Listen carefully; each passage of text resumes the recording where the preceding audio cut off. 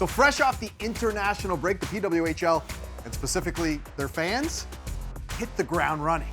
We saw a women's hockey record crowd show up for the Battle on Bay Street in Toronto. And speaking of Toronto, they've reeled off 4 straight wins. And Ottawa, well, they released a player and raised some eyebrows while doing it. What's going on, everybody? Rob Pizzo, Hailey, Salvian back with you for Hockey North. And we've got a lot to get through, but you know where I'm starting. We have to start with the Battle on Bay Street. It sounds like a prize fight, but right. And it really had the hype of a prize fight. Anytime you can break an attendance record for the 4th time in an inaugural season, it's big. When you see a number like 19,285, I wanted to read that to make sure I was accurate because the number is so big. It's something to talk about. You were there. Walk me through the atmosphere. What did it feel like? The game atmosphere itself was so cool. Like, the building was just packed. There weren't that many empty seats at all. And the number is obviously like the turnstile number too. Like, that's not tickets sold. The game was sold out, and they had over 19,000 people actually scan their ticket and walk into that building. And I think what was very cool is the fact that this was like not a one-off. I mean, it was in the sense that it was like this big Battle on Bay Street, right? Yeah. But this wasn't like special showcase. There's no stakes, just go out and have fun and play in front of a bunch of fans. Like, this is a regular season game. Yeah. There were 3 points on the line, and it was just happened to be at Scotiabank Arena with 19,000 fans. It was just really cool and fun to kind of be there for. When the league was announced, one of the big questions was, where are these teams going to play? And people discussed it, and you were worried about maybe a venue being too big. And this was not on the schedule. It wasn't as if they released a schedule and said, hey, this game's going to be at Scotiabank. Right. But this Toronto team kept selling out Mattamy, and they thought, let's take that chance. I don't know if risky's the right word, but I remember thinking, I really hope they sell this thing out. Yeah. And it did. What does that say about the future of this fan base? I think it says that the demand that we were seeing for Mattamy is real, right? Because you can look at Mattamy and say, oh, well, they just sold out a small venue. It's 2,600 seats, 25. It's less than 3,000 seats. Like, yeah, you sold it out, but it's the smallest rink in the PWHL. And then I think this just speaks to the demand. Like, people still couldn't get tickets for the Scotiabank Arena game. So I think it shows that the demand is real, but I think the other thing it shows, and it kind of confirms what a lot of people have been thinking, which is that PWHL Toronto can and probably should play in a bigger venue. I know the league is really happy with Mattamy. I think they love the atmosphere. They love the downtown location. But I do think inevitably the league's going to have to look for a bigger space because there are a lot of PWHL Toronto fans and the arena's just not big enough. So over 19,000 fans went and saw Toronto win again.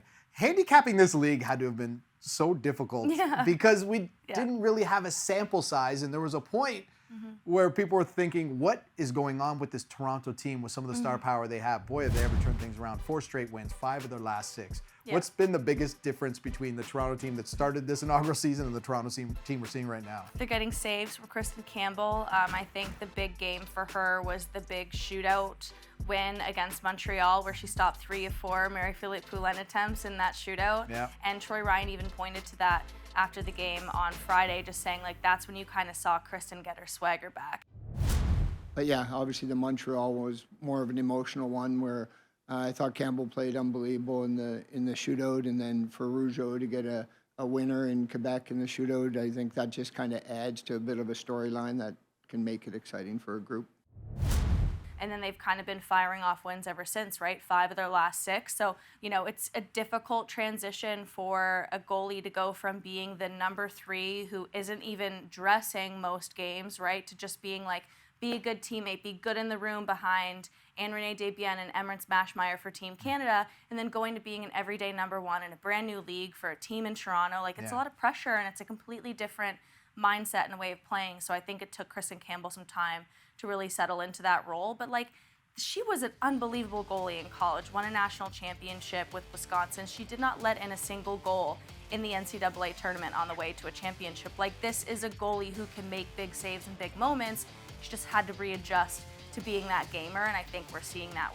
All right, let's shift off the ice. We saw our first trade in PWHL history, and I thought maybe the first deal would have 2 GMs just, you know, dipping their toes in the water, you know, role players. This one was not. The first trade and Yeah. first blockbuster trade all rolled into one. Sophie Jakes, obviously the big name going there. Loved your piece about how that 48 hours broke down on The Athletic, but on a scale of 1 to 10, how surprised were you with the players involved in this first ever deal? I was shocked, not that a trade happened, because we knew that this league was different in Yeah. the sense that like players are getting drafted to where the teams wanted them, not where they wanted to go. Yeah. So we knew that this was going to happen in the PWHL, but I was shocked that we saw somebody like Sophie Jakes on the move, who was, just in this building at CBC at the draft, taken 10th overall. Like, this is a top 10 pick. This is the Patty Kazmaier winner from Ohio State, one of the best offensive defenders we've ever seen in college, getting traded 6 weeks into the season, and Susanna Tapani had a really good start to Minnesota. So I was surprised that we saw kind of like a blockbuster like this so early. But like, some of these players are making $35,000, $40,000 a year, and Natalie Darwitz and Danielle Marmer were, very rightly, and I honestly appreciated hearing this from them, but like, they were just on the same page of like, we're not swapping like fourth line, third pair players. Like, I'm not, for Darwitz, like, I'm not making someone move across the country to Minnesota to make $35,000 a year to find a new home. Like, I'm not uprooting someone like that. So if we're going to make a trade and we're going to make these players move and we're going to make them do all this stuff, we're going to pull at the heartstrings, it's going to be a deal that makes an impact, and bringing in Sophie Jakes to Minnesota is definitely that. It absolutely is. And, I loved your piece because sometimes we forget, regardless of the league, these are human beings. Yeah. And you're asking them to uproot their lives, and some of the rules that the PWHL have as far as even helping them with the moving expenses, everything else. I thought it was really, really interesting. Sticking with surprising moves that came off the ice, Michaela Grant-Mentis. We're talking about someone who was a former MVP. We're talking about someone who was making $80,000 just a few short years ago and gets released by Ottawa. We don't know all the details just yet, but for me, anytime someone automatically becomes a free agent, I'm thinking, where are they going to end up? Your thoughts when you heard this? Yeah, I was surprised when I saw that Ottawa had released her, and we haven't really gotten any explanation as to why. And I just think Michaela is somebody who is so skilled. She's such a talented offensive player. She's very dynamic. She played well when she was in the lineup in Ottawa. She had 3 points in 6 games. Really good playmaker, really great hands. So you would think that a team would look at what she was doing on the ice and think like, hey, can she help us maybe score a few more goals? Yeah. Is Boston a team that would look at Michaela Grant-Mentis? Is there another team that hasn't been scoring as much as they'd like to, or wants like an offensively dynamic player in their forward group? They could take a look at Michaela and maybe try something out.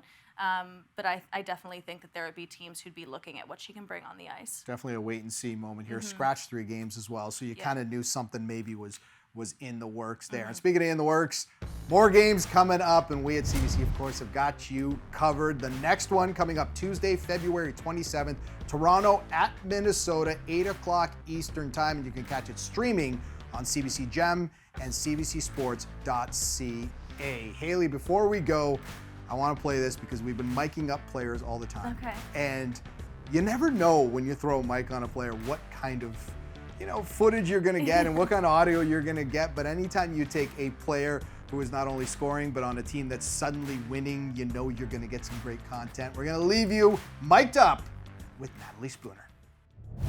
It is. They're going to be so humid. It's just going to get hotter. I know. Heating the building up. Whew. One more time. You find Rory? No.